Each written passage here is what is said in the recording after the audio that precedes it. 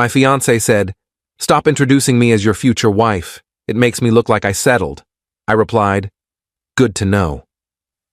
That evening, I quietly removed my name from every guest list she had added me to.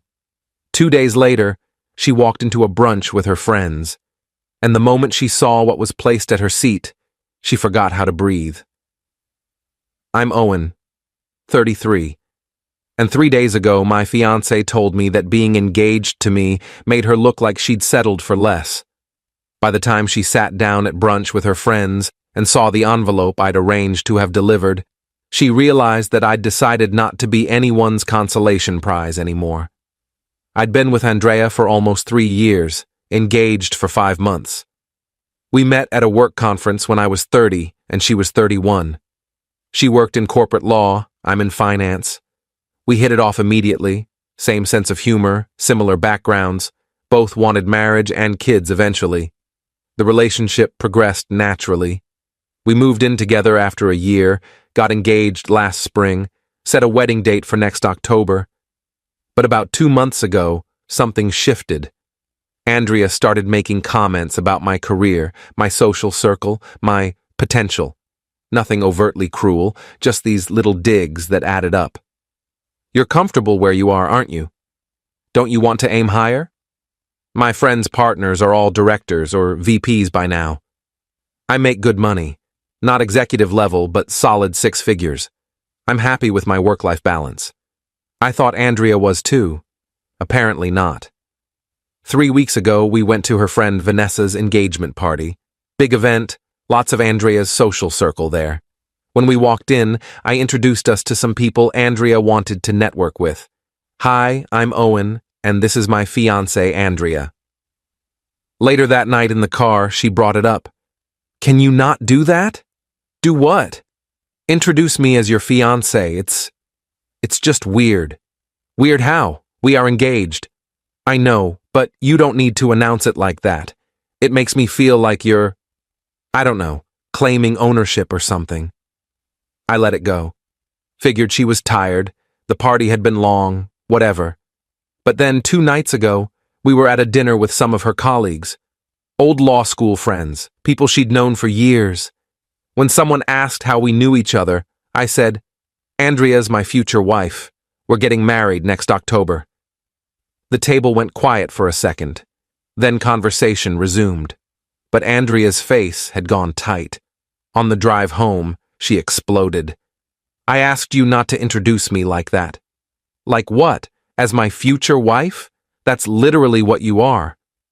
"It makes me look like I settled. Like I couldn't do better, so I just picked you." I felt like I'd been punched. "You think marrying me makes you look like you settled?" "That's not what I meant." "That's exactly what you meant. You just said introducing you as my future wife makes you look like you settled. How else am I supposed to interpret that?" "You're twisting my words. I'm just saying you don't need to be so public about it. My friends are all marrying doctors, executives, entrepreneurs. And you're fine. You're good at what you do, but you're not ambitious like them. When you announce me as your fiancé, it highlights that. Highlights that you're marrying someone you consider beneath you." "I didn't say beneath me. You said I make you look like you settled." "Same thing." She went quiet. Didn't apologize, didn't take it back. Just said she was tired and went to bed. I sat in the living room for probably 2 hours thinking. Then I made some decisions. First, I pulled up every event Andrea had RSVP'd us for over the next few months. Her friend's wedding shower, a law firm gala, her college roommate's birthday party, several brunches and dinners. For all of them, she'd added me as her +1 without asking. Just assumed I'd come along as her accessory, her partner she was apparently embarrassed to claim. I went through each event and removed myself from the guest lists. Sent polite emails to hosts saying I wouldn't be able to attend, apologizing for the late notice. Some of them were Andrea's close friends who had my email from previous events. I kept the messages brief and professional. Then I did something else. I contacted Andrea's best friend, Melissa. We'd always gotten along well. I asked if she'd be willing to help me with something at this weekend's brunch, a group thing Andrea had planned with her inner circle. Melissa was hesitant until I explained what Andrea had said. Then she agreed immediately. The next morning, Friday, Andrea acted like nothing had happened. She was getting ready for work, talking about wedding planning, asking if I'd confirmed our RSVP for her friend Sarah's wedding shower that weekend. About that, I said. I canceled my RSVP. What? Why? Because you're embarrassed to introduce me as your fiancé. So I figured you'd rather go to these events solo. Avoid the whole settled thing. Owen, don't be ridiculous. I'm not being ridiculous. I'm respecting your wishes. You don't want people knowing you're marrying me because it makes you look bad. So go to your events alone. Problem solved. You're being childish. I'm being clear. You said what you said, I heard you. Now I'm acting accordingly. She stared at me. So you're just not coming to Sarah's shower? Or any of the other events you signed us up for? I went through the list last night, removed myself from everything. You can't just... I can, and I did. If you're embarrassed to be engaged to me, don't bring me. Simple. I left for work. She texted me throughout the day, first angry, then defensive, then trying to backtrack. I didn't mean it the way it sounded. You're overreacting. Can we please just talk about this? I responded once. I heard exactly what you meant. Enjoy your brunch Sunday. Update 1, Saturday. Andrea tried a different approach. She was apologetic, said she'd been stressed about work and hadn't meant to hurt me, said obviously she was proud to be marrying me, that I was misunderstanding her concerns. So you're not embarrassed to introduce me as your future husband? I asked. No, of course not. Then why did you say it makes you look like you settled? She couldn't answer that.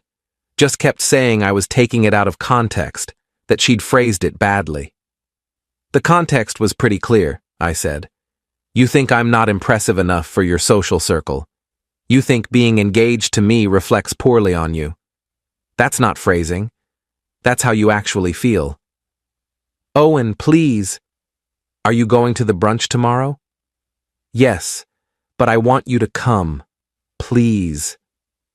Let's just show up together and move past this. I'm not going. You'll have to explain to your friends why I'm not there. What am I supposed to tell them? Tell them the truth. That you're embarrassed to be engaged to someone who makes you look like you settled. She didn't like that. We spent Saturday mostly in separate rooms. That evening, she asked one more time if I'd reconsider coming to the brunch. I said no. She went to bed frustrated. What Andrea didn't know was that I'd already coordinated with Melissa. The brunch was at a nice restaurant, one of those trendy, bottomless mimosa places Andrea's friend group loved. Melissa had arranged with the restaurant to have something delivered to Andrea's seat before everyone arrived, an envelope with Andrea's name on it. Inside the envelope was a letter I'd written, and a copy of our wedding venue cancellation confirmation. Sunday morning, Andrea got ready for brunch, asked me one last time if I was coming. I said no. She left around 10:30 a.m. I waited at the apartment. Around 11:15 a.m., my phone started ringing. Andrea. I didn't answer. She called 3 more times. Then Melissa texted me. She opened it. You should have seen her face. 15 minutes later, Andrea came home. She burst through the door, envelope in hand. What the hell is this? She demanded. It's exactly what it says. Cancellation confirmation for our wedding venue. You canceled our venue without talking to me? You told me marrying you makes you look like you settled. I decided to solve that problem. No wedding, no settling. Owen, you can't just cancel our wedding. I didn't cancel the wedding. I canceled the venue. But yeah, I'm canceling the wedding too. As of right now, we're not engaged anymore. She just stared at me. You're breaking up with me? Because of one comment? It wasn't one comment. It was a pattern. Months of you making me feel like I'm not enough. Like you're embarrassed of me. Like you're only with me because you couldn't find someone better. I'm done being someone's backup plan. You're not my backup plan. Then why did you say introducing you as my future wife makes you look like you settled?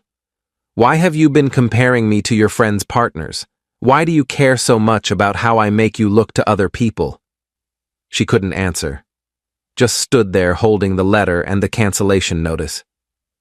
"The letter explains everything," I said. "How you've made me feel for months. How I'm tired of being treated like a disappointing choice. How I deserve someone who's proud to be with me, not embarrassed." "Oh, and please, I'm sorry. I didn't realize—" "You didn't realize because you weren't thinking about me at all. You were thinking about your image, about what your friends would think, about whether I was impressive enough for your social circle. That's not love. That's social climbing. That's not fair. What's not fair is spending 3 years with someone, agreeing to marry them, then telling them they make you look bad. That's what's not fair." Update 2. Andrea didn't leave. She spent the rest of Sunday trying to convince me I was overreacting, that I was throwing away 3 years over a misunderstanding, that if I'd just give her a chance to prove she didn't really feel that way, we could work through this. "How are you going to prove it?" I asked. "By introducing me to your friends? You already had that chance, multiple chances, and you made it clear you didn't want to. I'll do it now. I'll call everyone from brunch, tell them you're my fiancée." "Don't bother. Melissa already told them. After you left the brunch in a panic, she explained to everyone what you'd said to me, about settling, about being embarrassed. Your friends know exactly why I ended things." Her face went white. "Melissa told them?" "I asked her to. You wanted to keep me hidden, make me your secret shame. I wanted your friends to know the truth about why the wedding's off. You humiliated me in front of my entire social circle. You humiliated me for months, called me unambitious, said I made you look bad, compared me to other people's partners. I just made sure your friends knew the real reason we're done." She tried for another hour to change my mind, cried, apologized, said she'd do anything, but I was done. I told her to pack a bag, stay somewhere else for a few days while we figured out living arrangements. She eventually left around 6 p.m., went to stay with her sister. Monday morning, I contacted a lawyer about untangling our finances. We'd combined some accounts, co-signed on the apartment lease. It was going to be messy, but necessary. Monday afternoon, Andrea's mother called me. "Owen, honey, what's going on? Andrea called us crying, saying you ended the engagement." "I did. Did she tell you why?" "She said you overreacted to something she said, that you're being unreasonable. She told me that being engaged to me makes her look like she's settled, that introducing her as my future wife embarrasses her because I'm not impressive enough for her friends.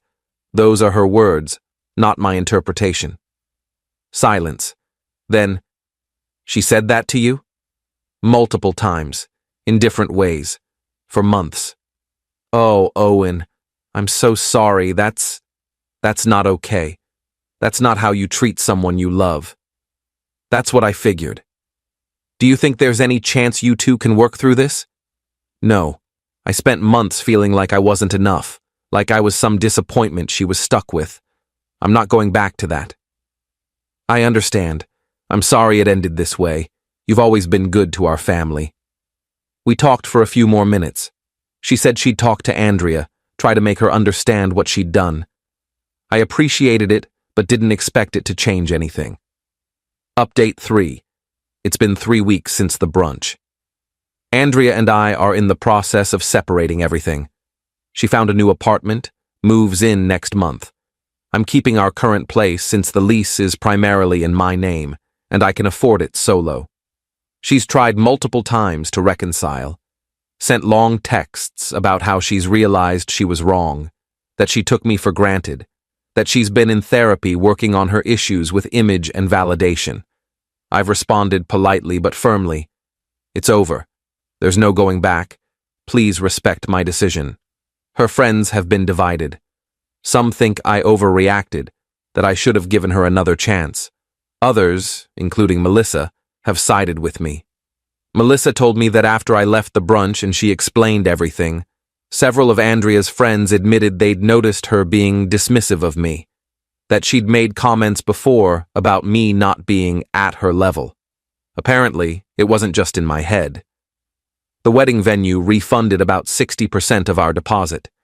We lost some money, but honestly, worth it to avoid marrying someone who saw me as a disappointing choice.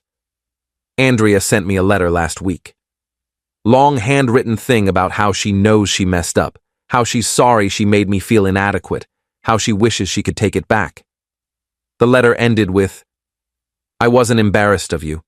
I was insecure about myself. I thought if you were more impressive, it would make me feel better about my own choices. I projected my issues onto you, and I'm sorry." I read it twice. Then I put it in a drawer. Maybe she's telling the truth.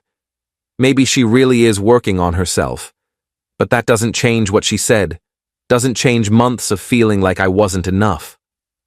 Final update. It's been 4 months since I ended the engagement. Andrea moved out completely about 6 weeks ago. We've had minimal contact since, just logistics about splitting shared items and closing joint accounts. Everything's finalized now. We're completely separate. I heard through Melissa that Andrea's been struggling. Lost some friends who sided with me or just got tired of the drama. Her family's disappointed in how she handled things. She's still in therapy, apparently, working through whatever made her so concerned about appearances and status. I ran into her once, about 3 weeks ago, at a coffee shop near our old apartment. She was with someone. I don't know if it was a date or just a friend, but she saw me, and her face went pale. I gave her a polite nod and kept walking. Didn't stop to chat, didn't engage, just acknowledged her existence and moved on. She texted me later that day. "It was good to see you. You looked happy. I'm glad." I didn't respond. My life's gotten significantly better since the split. I've reconnected with friends I'd neglected during the relationship. Started rock climbing, something I'd always wanted to try. Been dating casually. Nothing serious yet, but I'm not in a rush. I'm learning what I actually want from a partner instead of trying to be what someone else wants. The biggest change is internal. I don't second-guess myself anymore. Don't wonder if I'm ambitious enough, successful enough, impressive enough. I'm comfortable with who I am and what I've accomplished. If that's not enough for someone, they're not right for me. My brother asked me last week if I ever think about reaching out to Andrea, seeing how she's doing, maybe getting closure. My answer was no. We had closure at that brunch. She sat down and opened an envelope that told her exactly why I was done. That's all the closure either of us needed. Melissa and I still talk occasionally. She told me Andrea asked about me recently, wanted to know if I was seeing anyone. Melissa shut that down immediately. "That's not your business anymore," she'd told Andrea. "You had someone good and you made him feel like he wasn't enough. Let him move on." I appreciated that. The thing I keep coming back to is this. Andrea didn't just make one comment about settling. She revealed a pattern of thinking that had been there all along. The comments about my career, my ambition, my potential, they were all part of the same issue. She'd built this image in her head of what her life should look like, and I didn't fit that image. Instead of recognizing that the image was the problem, she tried to change me or hide me. I'm glad I found out before the wedding, before we had kids, before I spent years trying to live up to standards I was never going to meet because they were arbitrary and constantly shifting. Some people think I was too harsh, that canceling the venue and having the letter delivered at brunch was unnecessary drama, but I disagree. Andrea needed to understand that actions have consequences, that you can't treat people like disappointing accessories and expect them to stick around. The letter at brunch made sure she and her friends understood exactly why I was walking away. Would I do it differently if I could go back? Maybe I would have had a longer conversation before canceling the venue. Maybe I would have given her one more chance to apologize meaningfully. But probably not. She'd had months to apologize for the comments, to recognize she was hurting me, to change her behavior. She didn't. She only cared when I took action. I'm Owen, 33, single, living in an apartment that's all mine. Learning that being alone is infinitely better than being with someone who makes you feel small. Andrea thought I wasn't impressive enough for her friends. Turns out, she wasn't impressive enough as a partner. That's all there is to it. Edit 1. People keep asking what the letter said exactly. I kept it simple. Explained how her comments had made me feel over the past months, listed specific things she'd said, including the settled comment, and stated clearly that I was ending the engagement because I deserve someone who's proud to be with me. Attached the venue cancellation as proof I was serious. Edit 2. Yes, I did lose money canceling the venue and other wedding arrangements. Worth every penny.